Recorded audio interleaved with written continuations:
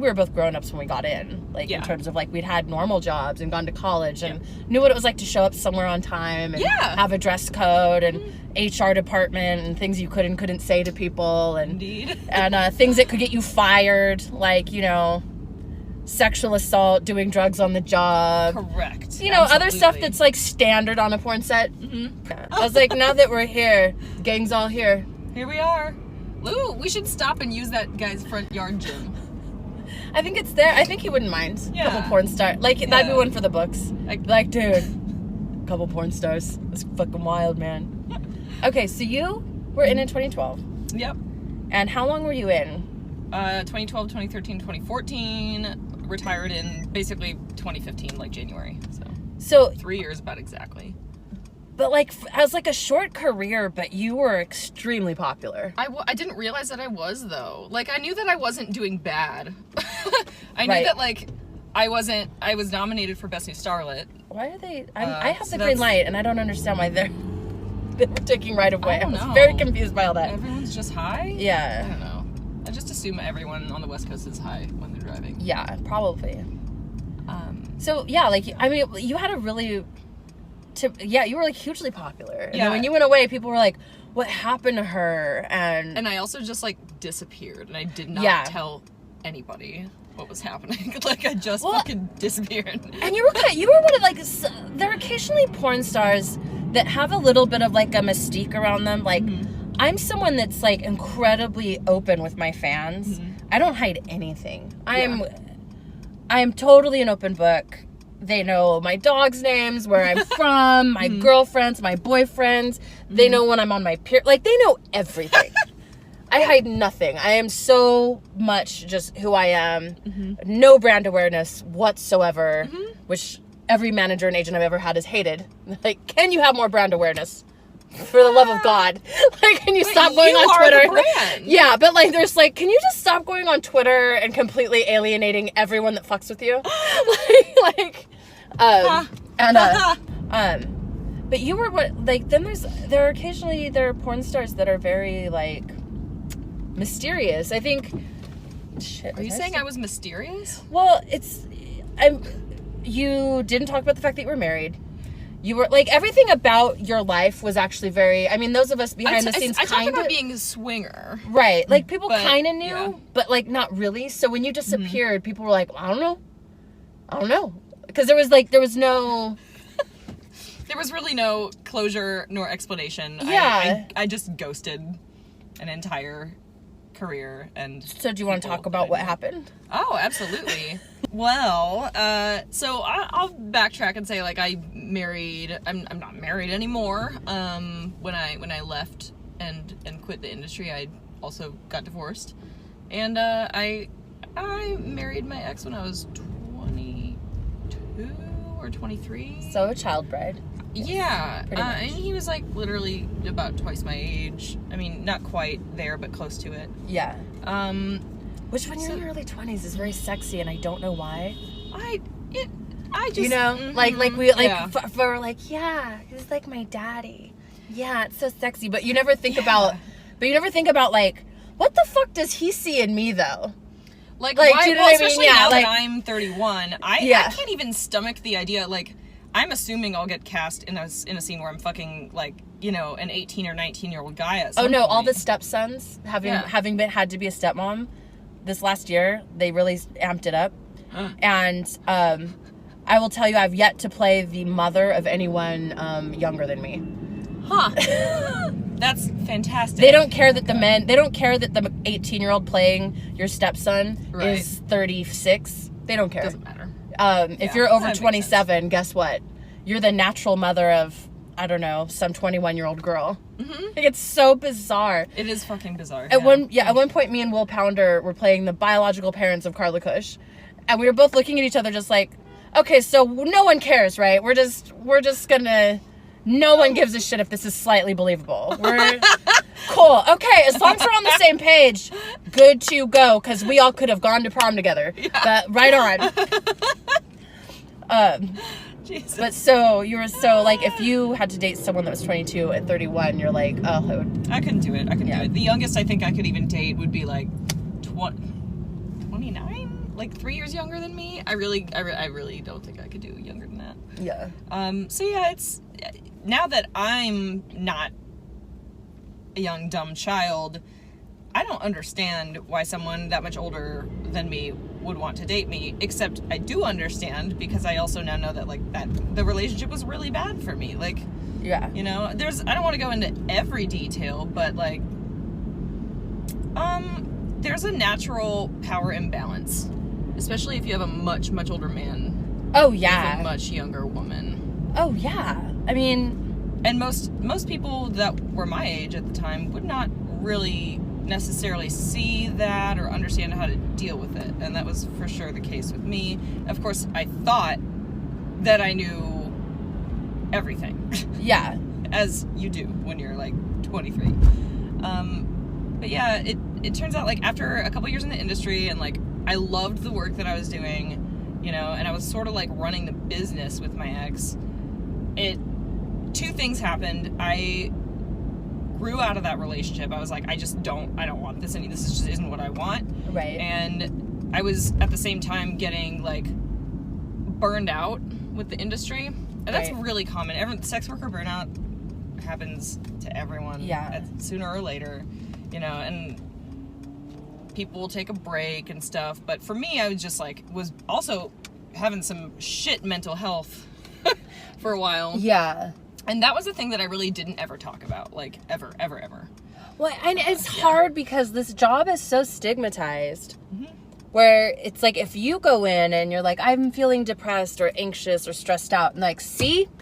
Because this sex work is horrible for women. And it's like, I'm like, have you ever gone and talked to any person that works any kind of a manual labor job? Right.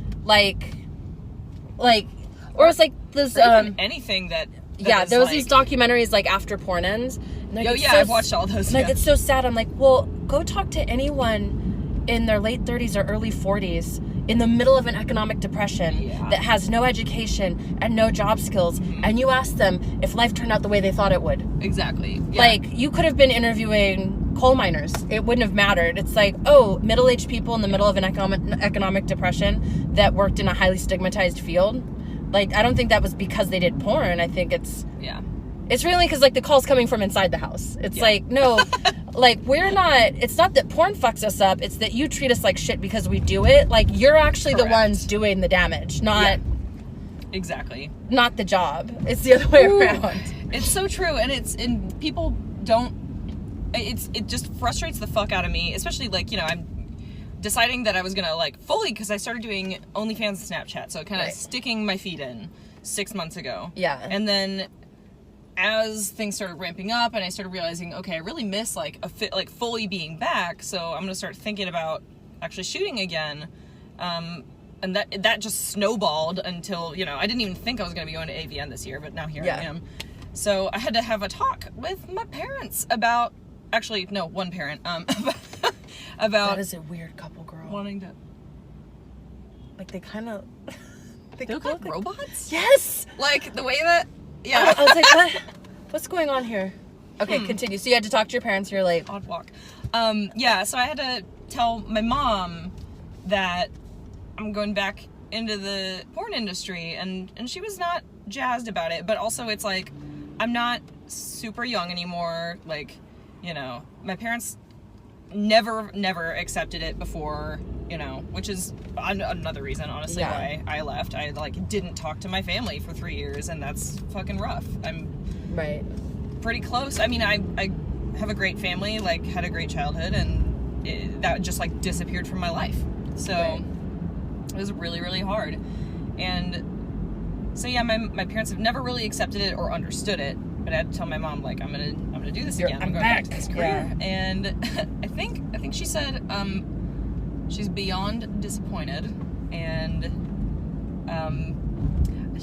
the thing that struck me, because we had a conversation that ended up being actually really good and productive, but she said a couple things that I needed to, like, call her out on later. One of them was like, why don't you want to do a job where you use your brain? Right. And I'm like, dude, this is...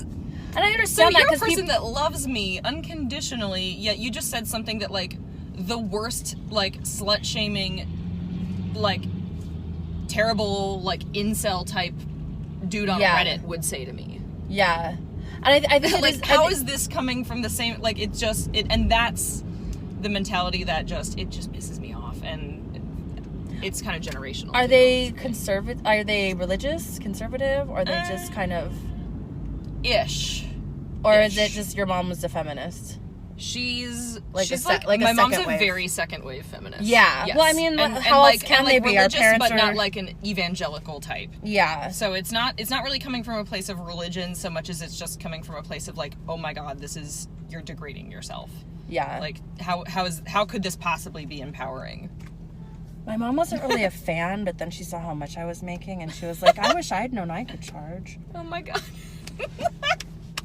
I was like, well, I mean, but I think that's a part of it too. I think some of it's changing is because I was talking to a girl that described her job to her dad as her online business. Yeah. And that made it easier for him to understand. Right. That what she was doing actually required a lot of savvy and gumption and quite a bit of understanding of market and PR. Yeah, and, it does. You know, that actually you have to wear a lot of hats and you have to be very facile at moving between these very different roles, because you're the CEO, you're the CMO, you're the CFO, like you're everything. Yeah. And so I think too it's hard because our parents come from a generation of people that were not their own bosses. Correct. They were not entrepreneurs. They really don't. Yeah. An entrepreneur was the son of someone with a lot of money. Do you know what I mean? Like an entrepreneur was Donald Trump. It was not. Yeah, but I mean that's like an entrepreneur was someone that had to have access to a great deal of capital just to start. Yeah. And so, you know, our parents were in a generation where they always worked for someone else. You had set hours that you were on and off the clock. Mm-hmm. And it was like an employee mindset too of like, it was, you know, you did as little work as possible for the most amount of money and the most billable hours. You know, like that was kind of like, and you were sort of scamming the boss. Yeah. You know, it's like the worker was pretty much, you know, in direct conflict with the boss's needs. All the time. Yeah. And now we're in this generation because if you're going from like Gen X to millennial, like that kind of swath, because I feel like Gen X gets lost in there, but because Gen X was at the .com boom. So like from Gen X through millennials, we've been living through economic depressions where there's like no safety net. So Correct. We've been forced to be very industrious in figuring out how we're going to make a life for ourselves. God, absolutely. You know what I mean? So I think that's like the thing is like, it's why it sucks when people are like, oh, you should do something that requires your brain. It's like, this is fucking exhausting. This bitch. requires more of my brain than like literally any civilian job I've ever had. Yeah.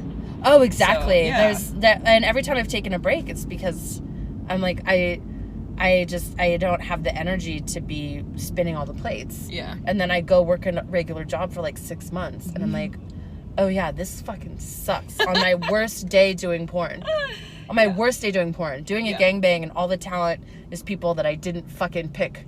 And and they're making me play like a fucking like mom of 5 kids that like whatever it is that like I fucking hate. Your 5 you know, like even on that day is still far better than working for someone else. So much fucking better. Absolutely. Why did you leave the industry?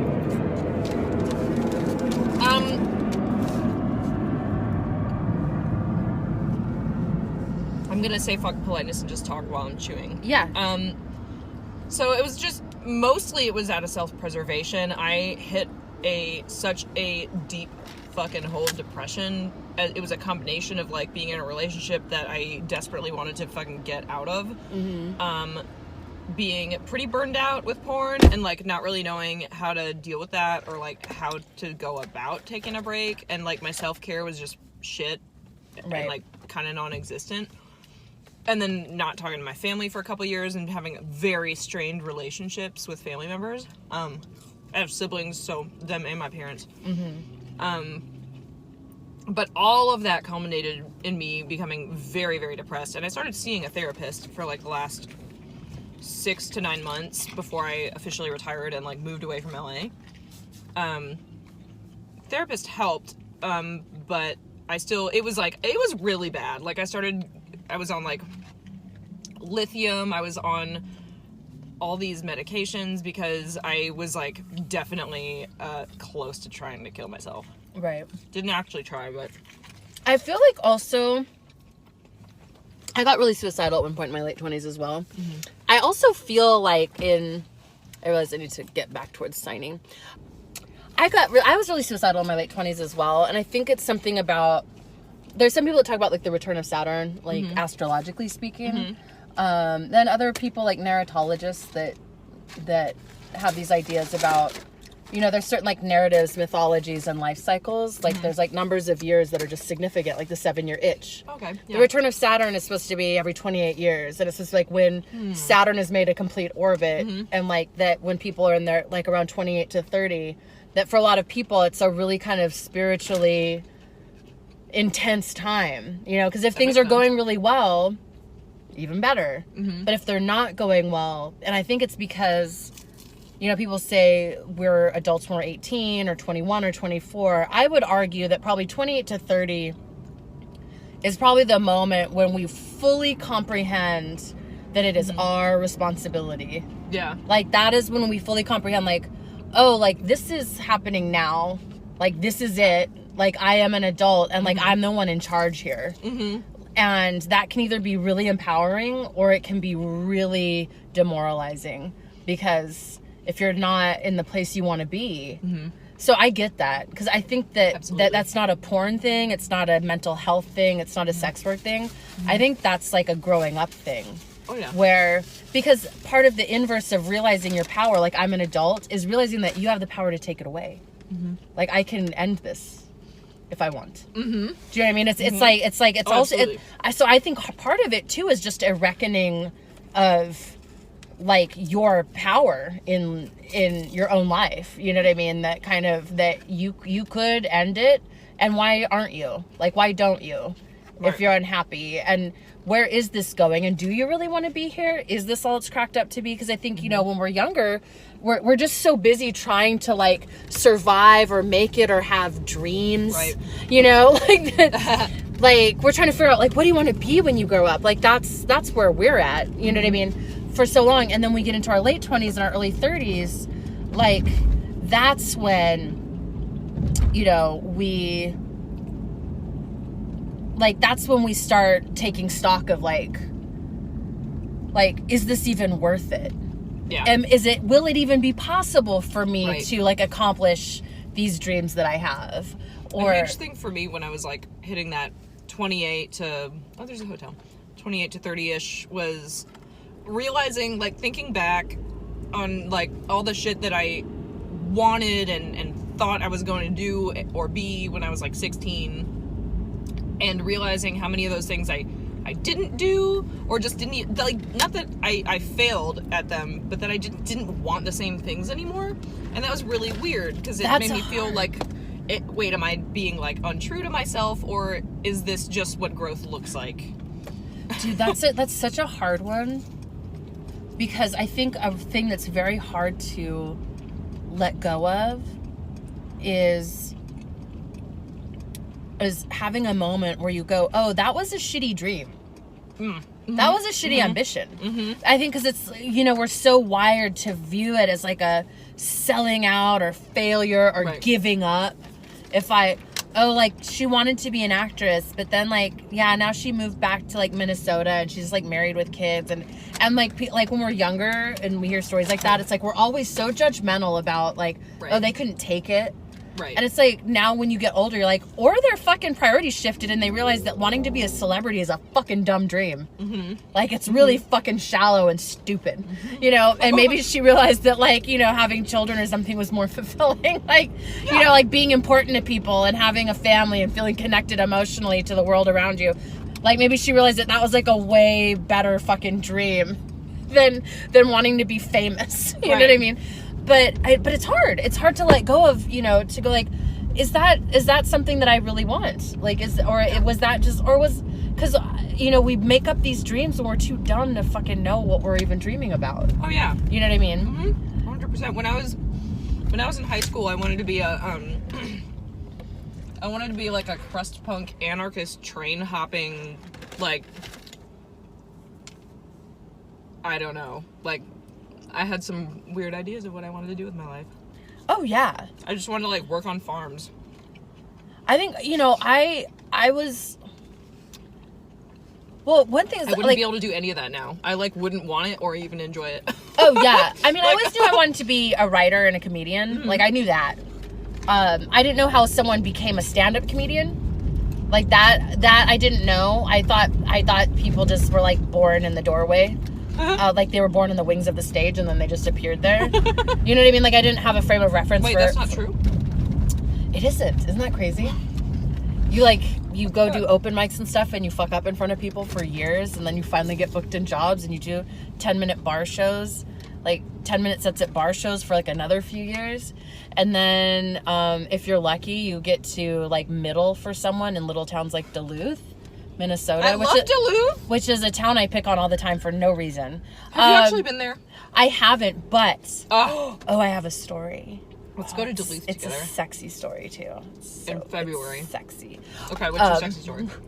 So, there was one professor. So, I had this professor. I'll decide later if I bleep out his name. Was so fucking sexy. Girl. And, like, all the girls were like, oh my God, did you see the new professor? It was like the same year that I got into this program, this graduate program. He was the graduate instructor in like American Studies and Composition. And oh my God, I had such a crush on this guy. Oh, so hot. And we even did an independent study together. I did an independent study with him about American studies and American horror and the Black Dahlia murder and how it became like a media sensation. Yeah. And like a study of like how horror movies and the true crime genre are effectively have taken the place of fairy tales and basically trying to terrify women into staying at home and being wives and mothers. Oh shit! Oh my God. And but he was like so into it. He's like, yeah. He was just such a cool dude. You know what I mean? Just so sexy though. But anyway, I never forgot him. Every once in a while, I'm like, man, I wonder what happened to that guy because he was like fucking smoking hot. He was like way too good looking to be a teacher, and because if you can do anything but teach, you should. And like, I'm just... Oh my God. Well, no, because they don't pay you enough. They overwork you. It's not because being a professor is shitty. It's just being a professor is shitty. Like, professors aren't shitty, but being a professor is shitty. You know? Totally... It's highly competitive to work in like shitty locations because it's such a saturated job market, you know, and they don't pay well, etc. Anyway, so this was years ago. You know, when I started graduate school, I think I was like 19 or 20, and baby. I was a baby. So, like maybe 2 years ago, out of curiosity, right? I like Googled him and I found him on like, it was like the University of like Duluth, right? It was like on there, like he was teaching there and had his teacher, and I was like, this may not be current because it's not like their departments really keep up on that kind of shit. But I emailed him. I was like, hey, this is, you probably don't remember me. This was a long time ago, but we did independent study about the Black Dahlia. Just thinking about you. Googled you and just wanted to say hi or just like see what you were up to, or kind of like, you know, because that was like a crazy time in that department because that department was imploding when he was there. And he wrote back and he was like, of course I remember you. Like, he's like, you were very memorable, nice. Young lady. And did he use the word young lady? I think he did. He's a very polite man, you know. He was just like, yeah, that school was pretty crazy. I got a divorce, moved to a couple different universities. My kids are like teenagers now. Wow. You know, like he's just kind of like, he's like, everything's cool. And he's sort of like, I've seen some of your work. Yes. And I was like, oh, I could really take this somewhere, but I'm going to be a good person. And I'm not going to do this. But constantly I'm like, oh, I should have fucked him. because I'm a porn star, and that's like the first place it always goes. Like, I should have fucked him. I should have leveraged that into getting laid. Well, they expect it anyway. But then I was kind of like, you know what the thing is? I was like, I didn't want to do that because I was like, if it was bad, I would never forget it. Yeah, that's true. Do you know what I mean? Like, I want to imagine that it would be like fantastic. Oh, there's a lot of people that I really want to fuck that I will never fuck, like, because I don't want bad sex. Like, I just don't want it. I'd rather have none than bad. What's the whole thing about